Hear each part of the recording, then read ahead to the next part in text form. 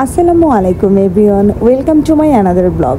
আজকে সারাদিন কী রান্না করলাম আর কি করলাম সেই সব কিছুই এই ভিডিওর মাধ্যমে আপনাদের সাথে শেয়ার করব ইনশাল্লাহ। ভিডিওটি স্কিপ না করে শেষ পর্যন্ত দেখার অনুরোধ রইল।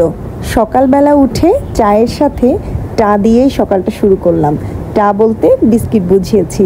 এভাবে চায়ের সাথে সল্টেস্ট বিস্কিট ভিজিয়ে খেতে আমার যে এত ভালো লাগে, আর সেটা যদি হয় দুধ চা। আমি একজন দুধ চা লাভার। চা খাওয়া শেষ করে এখন চলে এলাম নুডলস খেতে। আর আজকে আমরা নুডলস দিয়েই ব্রেকফাস্ট করব। ধোয়া ওঠা গরম গরম নুডলস, কি যে মজা। ব্রেকফাস্টের পার্ট শেষ করে সোজা চলে এলাম দুপুরের জন্য রান্না বসাতে। জীবনে যদি রান্না বান্না না থাকতো তাহলে মনে হয় কত সময় পাওয়া যেত, ঠিক না? ওই যে কথায় আছে না, পেট ঠান্ডা তো জগৎ ঠান্ডা। আর শুধু এটাই না, যদি সত্যিই আমাদের খাওয়ার প্রয়োজন না হতো তাহলে কি আমরা সত্যি এত কাজ করতাম, এত স্ট্রাগল করতাম? আসলেই মনে হয় করতাম না। কারণ আমরা এত কষ্ট, এত কিছু কেন করি? ভালো থাকার জন্য না ভালো পড়ার জন্য? আসলে কোনো কিছুর জন্যই না, ভালো খাওয়ার জন্য। এটাই বাস্তবতা। পৃথিবীতে যদি আমাদের খাওয়ার অপশনটা না থাকতো তাহলে আমাদের কি ভালো থাকার জন্য এত কিছু করার প্রয়োজন হতো? আসলেই হতো না। এই জন্যই মানুষ বলে যে যা করছি পেটের দায়ে করছি। আসলেই বাস্তবতা, সব কিছু আমরা পেটের দায়েই করে থাকি। কথা বলতে বলতে আমার পোলাও রান্নাটাও প্রায় শেষের দিকে। এখন শুধু ভাপে বসিয়ে দিয়েছি। আপনারা খেয়াল করেছেন আমি পোলাওটা কিন্তু ইনফ্রারেন্টে বসিয়েছি, গ্যাসের চুলায় না। কারণ দুপুরবেলা সেই আগের মতো সেম প্রবলেমটা হচ্ছে। একেবারেই গ্যাস থাকছে না। গ্যাস আসছে সেই বিকালে 3টা-4টার দিকে।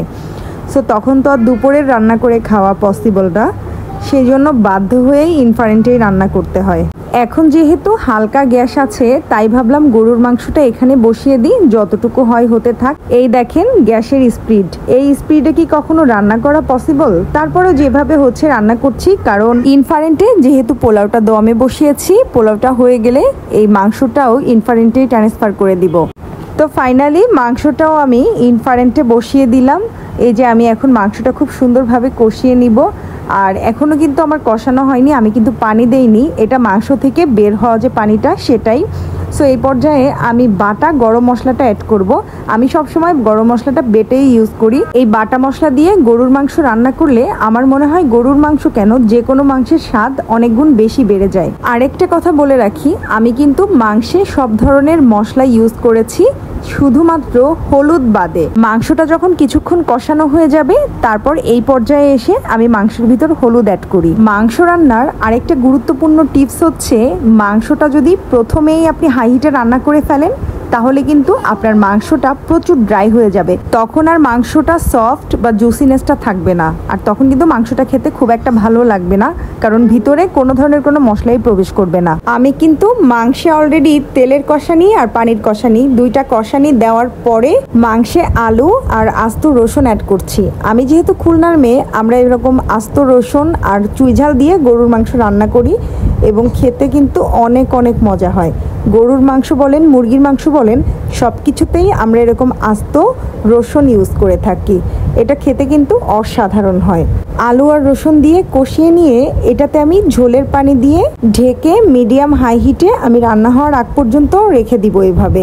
সো এখন আমি চলে এলাম একটু নাস্তা করতে। আমি এখন একটু টক দই খেয়ে নিব। টক দই কিন্তু আমার পরিবারের প্রত্যেকে অনেক পছন্দ করে। আমরা বিভিন্নভাবে টক দই খেয়ে থাকি, মধু দিয়ে, বিভিন্ন ড্রাই ফ্রুট দিয়ে, যেভাবে ইচ্ছা যখন যেটা থাকে। তবে আমি শুধু আজকে মধু দিয়েই টক দইটা খাবো। টক দই এমনি খেতে অনেক ভালো লাগে, তবে মধুর সাথে এর কম্বিনেশনটা আমার কাছে একটু বেশি ভালো লাগে। আমার নাস্তা করাও শেষ, গরুর মাংস রান্নাও শেষ, আর এটা হচ্ছে আমার গরুর মাংসের ফাইনাল লুক।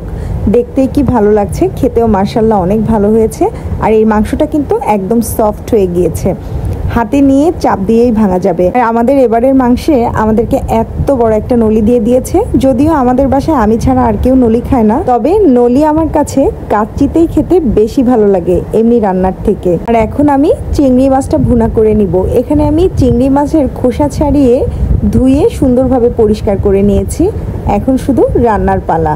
এখন আমি চিংড়ি মাছ রান্নাও বসিয়ে দিয়েছি। চিংড়ি মাছ কিন্তু আমার অসম্ভব ভালো লাগে। আল্লাহর রহমতে আমার চিংড়িতে একেবারে অ্যালার্জি নাই। সো আমি মন ভরে চিংড়ি মাছ খেতে পারি। আমার পরিবারের প্রত্যেকটা মানুষের চিংড়ি মাছ অনেক পছন্দ।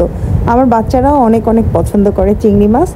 আর এটা যে কোনো রেসিপি আমার ভালো লাগে। আপনি যে কোনো ডাব চিংড়ি বলেন, অরেঞ্জ চিংড়ি বলেন, মালাইকারি, এমনি যদি আমাকে ভেজেও দেন বা চিংড়ির ভর্তা, যে কোনো রেসিপি আমার কাছে খুবই ভালো লাগে। তো ফাইনালি আমি রান্নাটা এত ডিপলি দেখালাম না, আমার চিংড়ি মাছ ভুনাও হয়ে গিয়েছে, আর এখন হচ্ছে খাবারের পালা। অনেকে আবার বলতে পারেন মাত্র 2টা চিংড়ি নিয়েছেন, এত পছন্দ। আমি আসলে প্লেটে চিংড়ি উঠিয়ে অনেকগুলো খেয়ে ফেলেছিলাম, আমার ভিডিও করতে মনে ছিল না। দেন তারপরে একটা ভিডিও ক্লিপ নিলাম। আর চিংড়ি আমি এমনি এমনিই খেতে বেশি পছন্দ করি ভাতের থেকে।